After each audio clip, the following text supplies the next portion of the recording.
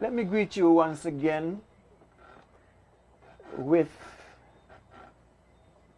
an open invitation and a welcome to another episode of the program which I call Dusting Off the Mirror. And for those of you who may be new to the program, you have not seen it before, my name is Lachlan Tatum, and I am a lover of the Bible. I don't know if there is any book that I don't love, but I find the Bible particularly exceptionally intriguing. I grew up with it, and I have not lost my love, admiration, and appreciation for it. If anything, I think my love, appreciation, and value of it is on the up and up, the increase, rather than any type of diminishing. And for the past couple of weeks, we've been looking at the book of Genesis. My intention is to go from one book to the next until I reach as far as I could possibly get with this fascinating book. And we have been looking at the book of Genesis. We looked at Adam and Eve and Cain and Abel, and you can always go back to the program Dusting Off the Mirror on YouTube and get an idea, even if you don't have the time to absorb all of it. You'll get an idea of what the program is about, and you may hear something interesting. I'm not preaching in any sense of the word. I'm just scouting through and scanning through, and with a very interesting book that I believe is able to make us reflect on our behaviors, reflect on our beliefs, reflect on our attitudes, and generally reflect on how we live our lives, how we think, and how we behave. A lot of it is not good. So here we are in the book of Genesis chapter 6. This is how far we have reached. And we are down to verse 14, where after man has done a lot of wickedness in the earth, the Bible tells us that there were giants in the land. Giants with no regard for right and righteousness and decent living. They were giants, but they were bad. They were wicked. And you can go back to the other episodes and listen to them if you so desire. But these giants were bad, big and bad. Big and bad. And when you have big, bad people, you have a problem. So God decided to put an end to this nonsense. In fact, as if you look back at the episode, you'll find that a time came when he stopped talking to people. And he decided to zero in on Noah, because he could talk to Noah. I would even go as far as to say he spoke to the only person he was able to talk to. And the Bible says that Noah found grace in the eyes of the Lord. In other words, the Lord looked at Noah and recognized that Noah was gracious. And so he could talk to him. And he could talk to him. And sometimes you wonder why people are so wicked. They're wicked because God can't talk to them. They're not listening to anybody. And just like us human beings, the Bible says we are made in the image of God. Just like us, when people not listen to us after a while, we stop talking to them. At least you should. You should. And this is what Genesis chapter 6 tells us, that God decided to stop talking to these bad, big, wicked people. And he went to a humble man who found grace in his eyes. In other words, Noah was a gracious man. A gracious man. And so God found that he could talk to him, and told him to build a boat. This is where we are in the presentation of the issue. He told Noah to build a boat, and the last time we were looking at this, we recognized that Noah had never seen a boat in his life. Nobody had ever built a boat. In fact, nobody built anything. They were building tents and raising sheep, and that about was the extent of their survival. They were moving from place to place in tents. Noah had never seen anything made out of wood. And here comes God telling him to build a boat. What? We looked at that. We looked at that in some details last night. And not only was he to build a boat, but it was not supposed to be an open boat. It was supposed to be a covered boat. A covered boat. Noah had never seen anything like that. He didn't even know what a boat was. I've gone into that in some detail in the previous programs too. But he had never seen a boat, never mind a covered one. And he's told, as we said last time too, what type of wood to use. What type of wood to use. God can dictate these things to Noah because he knew that Noah was a gracious man. He found grace. And it's easy to talk to gracious people. Those are the best people to talk to. People who are graceful, full of grace, and gracious. Right? He's told what type of wood to use. Go for wood. And not only to build a boat, but God told Noah something exceptional. He told Noah to build a boat with rooms. Not a room, not a big empty space. He said, build rooms. R-O-O-M-S. Here's a man who never seen a boat in his life, but he's told to build one with rooms. And put some pitch all over the boat. On the inside and on the outside, double security. Double security. If the boat starts to leak from outside, the water is not going to get inside because inside also has pitch. And pitch could get hard and solid like a rock. Sometimes when we have potholes in the road, you're sure that you can't pick up a rock. It's not a rock. It's a pitch. And so the rock would become solid. And he told Noah, very instructively, he told Noah to put the pitch on the outside and on the inside. That's double security. Double safety. Right? And this pitch was to keep out the water. What we learn about God here too. One of the things we learn about God here as well in this interesting story is that there are some things which God is not going to do for you.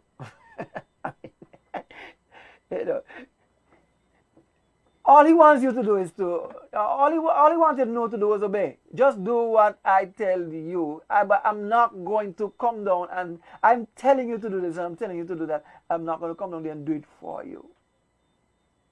If you don't obey, you're going to pay the consequences of your disobedience. And that doesn't only go in the case of God talking to man. That goes in the case of anybody who is in authority over you. I'm talking about just people, people who are righteous in their thinking and so on. In fact, when people are not righteous in their thinking, you need to get away from them. Get away from them as soon as you get an opportunity. When you meet people who are not good, as soon as you get an opportunity, you get away from them. Move as far away from them as possible. But because they're not good. So there are some things that God is just not going to do for you. And God gave Noah the measurements. You could read the Bible and you will see them there. And poor Noah would not have known anything about a boat with rooms, and not only rooms but doors. A boat with rooms and doors.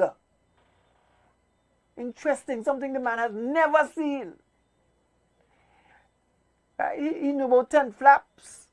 Lift up the 10 flap and go in. And lift up the 10 flap and come out. Door? What's a door?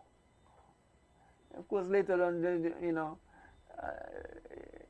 later on we find out what the door was. But this is the first time any human being anywhere, according to the scripture, had known anything about doors. Until later, way down in the New Testament, Jesus said that he was the way and come to this door and things of that nature.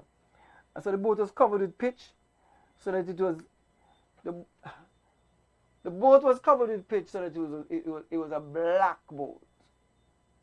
Black boat in a storm. No sun shining, you can't see it. It's a very interesting story. The black boat, black as midnight. And not only did God tell him to put doors and rooms and so, God tell him to put some windows. Small, a little thing, something that is smaller than doors. Poor Noah never, I doubt he ever heard anything about windows. Put some windows. And then more. And then more, there's more. Upstairs and downstairs, double decks, triple decks. Right? Upstairs and downstairs. This boat was to be made with decks. The boat got decks, you gotta walk up some stairs and down some stairs. Never seen anything in his life. 3 decks. 3 decks. D-E-C-K-S. God told Noah to build the boat with. And he said, when you're finished building the boat, carry some people in there. Carry your wife, carry your son, your sons, and carry your son's wife. Right? Keep the family together. And these were obedient people. They had never seen a boat in their lives, but here is this man, their father and grandfather, building the boat, and they're seeing it for the first time. And he tell them, when he finished building the boat, he tell them, come.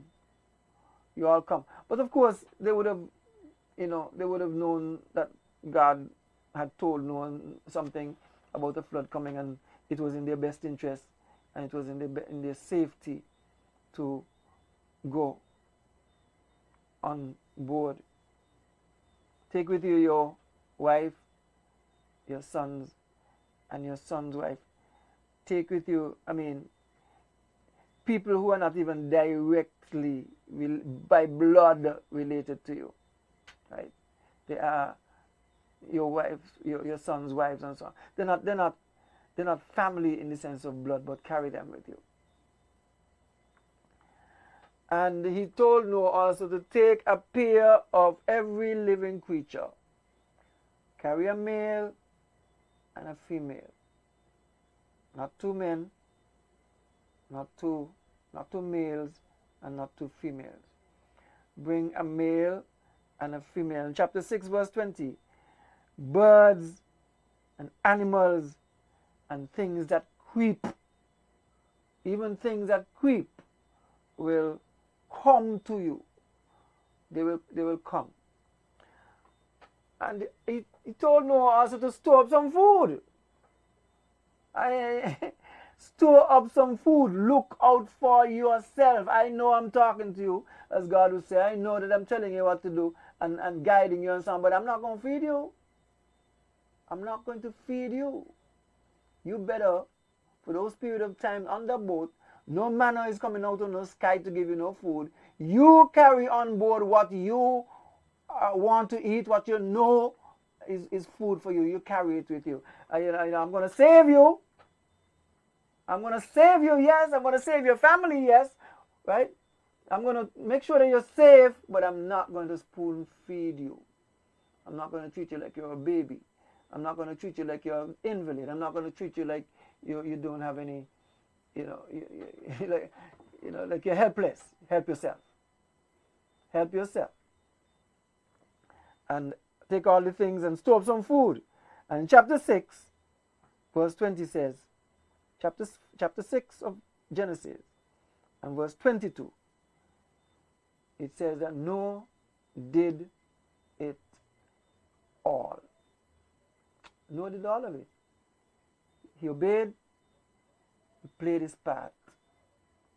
And here we have, for the first time in the history of humanity, any record of a boat, never mind a big boat, with rooms black as midnight on, out there.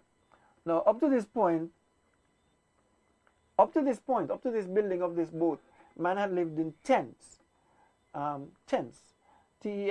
Nobody lived in anything made out of any type of wood, as far as we could know. Nobody had ever built anything with upstairs and downstairs, as far as we know. Nobody had built anything with windows up to when Noah built a ark. These were the very first any talk about this window. First time you come across the word window. First time you come across anything about upstairs, the double-decker boats, and so on.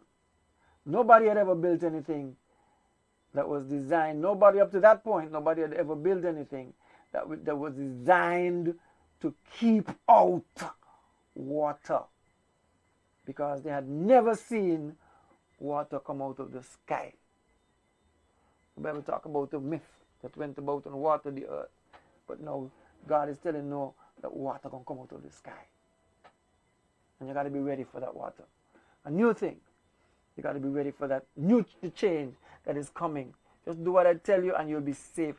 All these things, you've never seen it before, but you'll be safe. The earth, the Bible tells us the earth was watered by a mist in Genesis. And he told him to store up his food. Up to that point, nobody on earth had ever made any emergency preparation. And we can take a leaf out of Noah's book. When hurricane come and look out for your family. Do what you're supposed to do. Don't just think about yourself. Nobody had ever made emergency preparations up to that time. Yeah, I find it amazing. And ensuring the continuation, God here ensuring the continuation of the animal species by keeping a male and a female together for the purpose of future production of species, for the sustenance of food.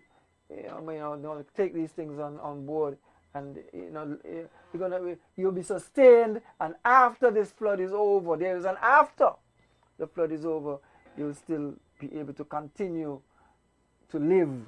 You'll be able to have the animals around you, and so on and so on. All because of and your disobedience and your obedience. If you do not do what I say, if you don't do what I say, because no animals will be left. None whatsoever. None whatsoever. And nobody up to this point had ever used pitch, as we said, and sealed anything against the seepage of water. Nobody had ever needed to focus carefully.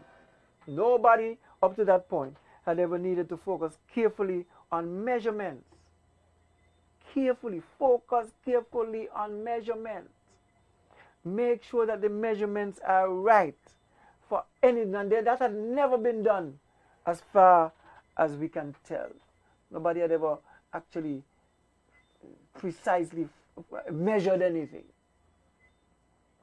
And nobody had ever kept any animals purely for the purpose of conservation. Purely for the purpose of conservation. In other words, God is here is telling Noah, if you obey me, there's a future for you. And that goes for us, generally speaking. Obedience provides you with a future. You know, today I pass by the prison, and you know, there was a time when people didn't want anybody to see them standing up by the prison gate going to visit their relatives. I don't know what India is like, and I hope nobody would ever accuse me of anything where I end up in there. But what really stunned me was when I saw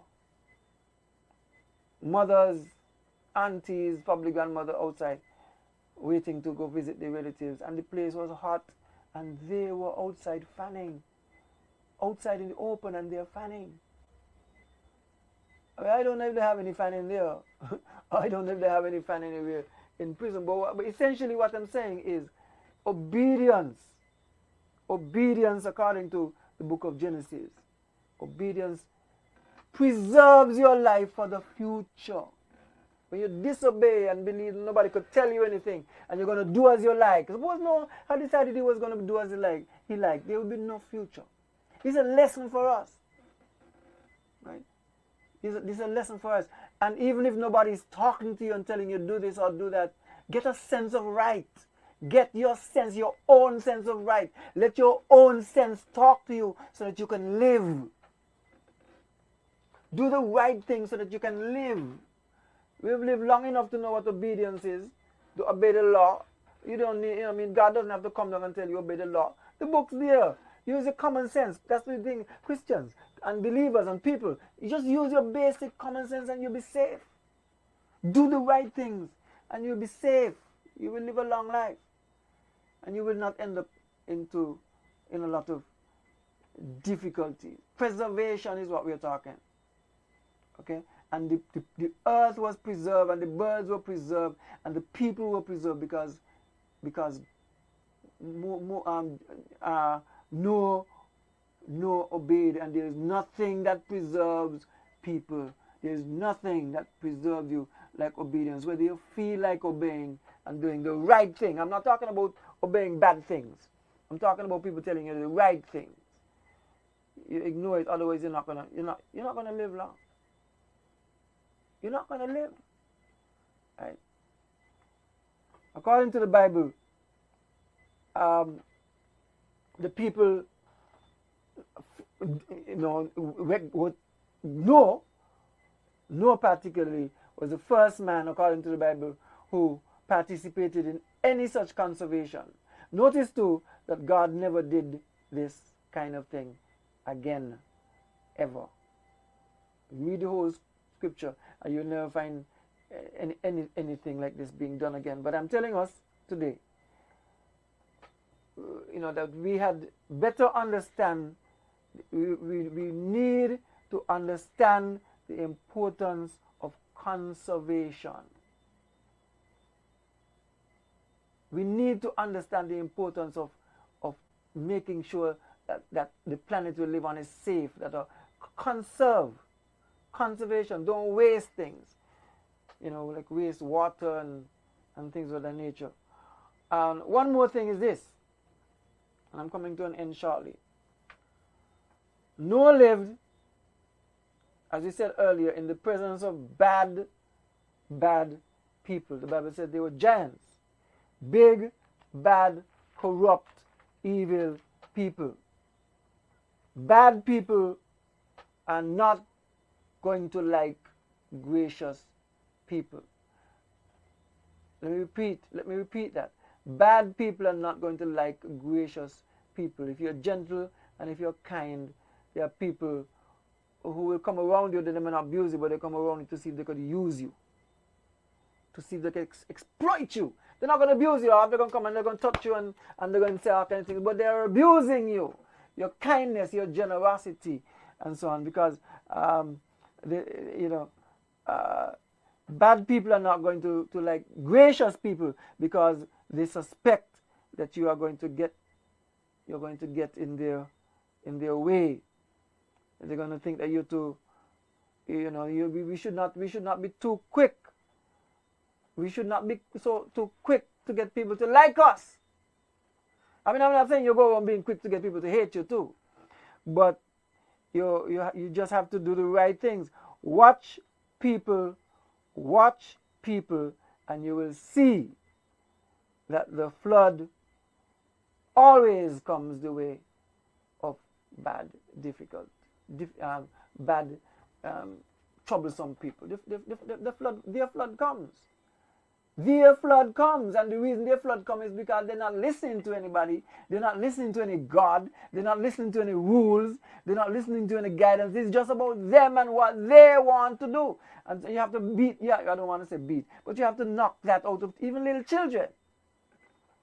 I don't believe in hitting and so on, but there are ways to knock those type of things out of young children and young people. Right? So why was Noah's family saved? Noah's family was saved because he obeyed. Unlike Adam, unlike Eve, unlike Cain, and unlike the Muslim and the beautiful women who married to the Muslim in the book of Genesis, giants. Noah obeyed God. Right? He was not a respecter of man, and later on we will see that he made his share of mistakes. You'll see that Noah made his share of mistakes, but he was a builder. You don't have to be perfect to build. You're going to make some mistakes, but build people. People can criticize you. The only people who are not being criticized are people who are not doing anything. People are going to criticize you, but be a builder. Noah's being criticized. Be a builder, not a destroyer. There are people who are destroyers. There are people out there who are destroyers. They will destroy your reputation. They will destroy your chances. I could go into detail, but I don't want to. They will destroy people's peace of mind. They will destroy plans. They will destroy people's plans. They will destroy people's dreams. They will destroy people's friendship. There are destructive people out there. Destroying people's friendship and destroying people's dreams and destroying people's plans and destroying people's peace of mind. But not Noah. Noah did not let that happen. Noah built. Right? Noah built. He had no clue what he was doing. He had no clue what he was doing. He had never seen a boat in his life. His boat was the first ever to be seen. And you know what? You know what? You know what? The boat worked. The boat worked. If I was a jump up man, I would have jumped up right now. Don't take on people. The boat worked and it landed safely high up on Mount Ararat. A boat on a mountain. A boat on a mountain. A boat on a mountain. Amazing, eh? When you do the right things. When you obey, when you do what you're supposed to do. Keep out the water. Do things you never seen. Take care of your family and so on. The boat did not.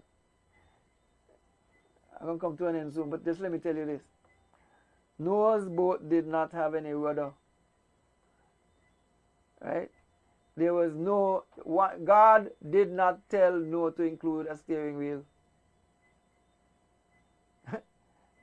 Okay? But you notice it landed safely. It didn't hit anything. It did not have a steering wheel. It did not have a rudder, but it did not hit anything. It landed safely on the mountain. And listen to me, my friends. You don't have to be a genius to land safely above the carnage and the wreck. You don't have to be a genius to achieve stuff. Right? So just do like Noah. Stop trying to steer everything. Stop trying to control everything. Noah didn't do any steering. He did not build any steering wheel. Leave some things alone. You don't have to dip into everybody's affairs. Leave something. Stop trying to steer people, especially when they're not listening to you. Right? Shut up and relax, as Noah did on that boat for 40 days and 40 nights. All he did was he didn't steer nothing anywhere. But some people can't imagine themselves. There are people who can't imagine themselves not having a say in where the boat should go. There are people who, I'm going to stop right here and I'm going to continue next week because I think I've been going long enough. There are people who are not able to imagine themselves not having a say in where every boat should go. Sometimes you need to shut up. Okay? They want to steer everything. They want to be on every steering committee. They know everything. Nobody knows everything. No matter how intelligent they sound. We have a way of believing that because a man went to college, he knows a lot of stuff. Sometimes you know more than the man. And people listen to him. And that's why, you know, man and woman. I have more things I can say, but I'm going to leave them until next week. Just relax and watch the boat. And you'll be fine. We'll continue this next time because I think I've gone over the normal time I normally do. Have a pleasant rest if you are about to go to rest, or a pleasant day if you're about to leave for any activity of the day. My name is Lachlan Tatum. Wish you the best.